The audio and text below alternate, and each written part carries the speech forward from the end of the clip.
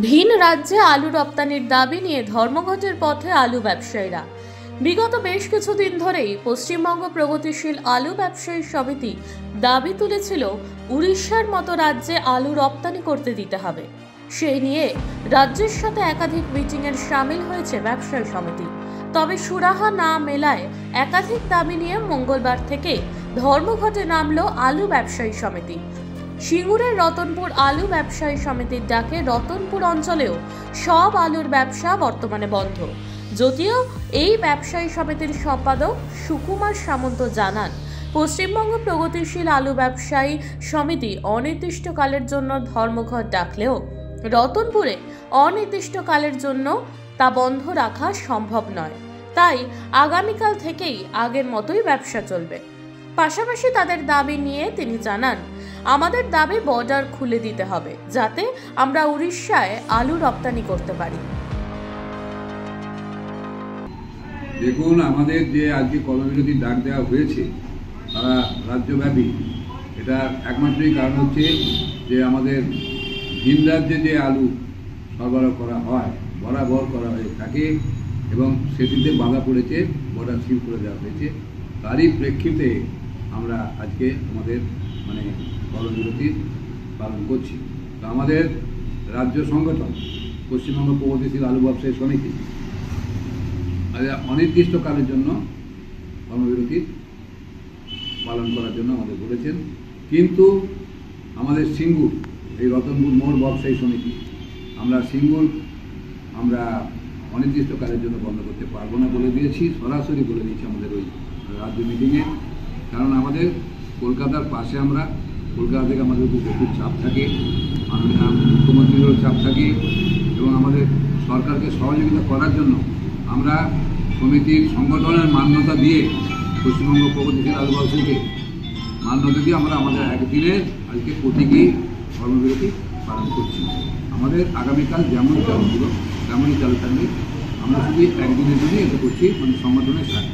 দাবি অন্য কিছু নেই, দাবি শুধু একটাই, যে বর্ডার খুলতে হবে।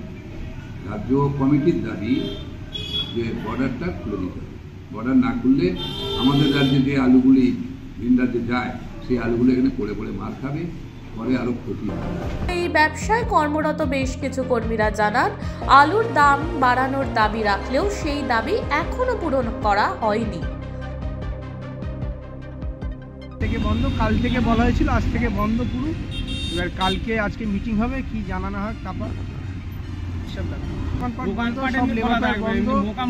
গাড়ি এত ধরপট হচ্ছে। এবার ব্যাপারীরা যে আলুটা পাঠাবে তাদেরকে তো ভাড়া বাড়াতে হবে, ওই জন্য আলুর দামে চাপাচ্ছে।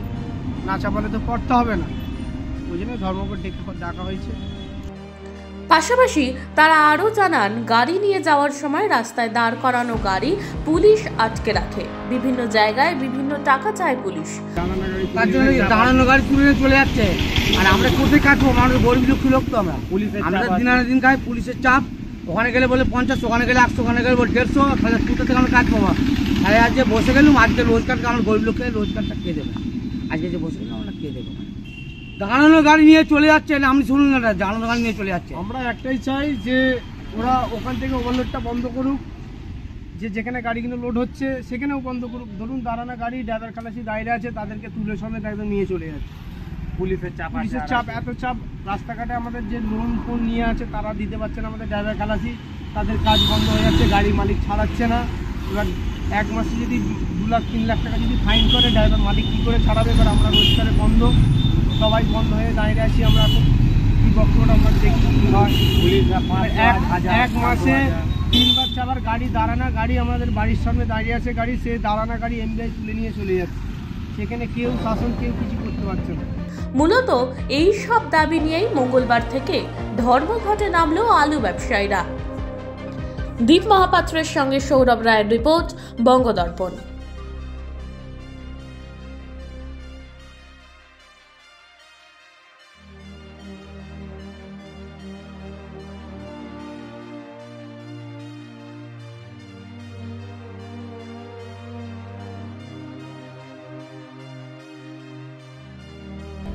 ছেলেমেয়ের ভবিষ্যৎ নিয়ে চিন্তিত? তবে আজই চলে আসুন দি অভিকর্মা কিডসে। ইংলিশ মিডিয়াম এই স্কুলে রয়েছে নার্সারি থেকে পঞ্চম শ্রেণী অবধি পড়ার সুযোগ। আমরা এখন আছি পাঁশকুড়ার সুরানাঙ্কারে। ভর্তির জন্য যোগাযোগ করুন 9045193055 এই নম্বর। মোমো খেতে ভালোবাসেন? তাহলে অবশ্যই আসতে হবে শ্রীরামপুরের বিখ্যাত বান্টি মোমোতে, যা এখন মো ফ্যামিলিও। বিভিন্ন ভ্যারাইটির মোমো খেতে আজই চলে আসুন শ্রীরামপুর বিপি দে স্ট্রিটে মো ফ্যামিলিওতে। বিশদে জানতে যোগাযোগ করুন 9681247950 এবং 8910553391 এই নম্বরে।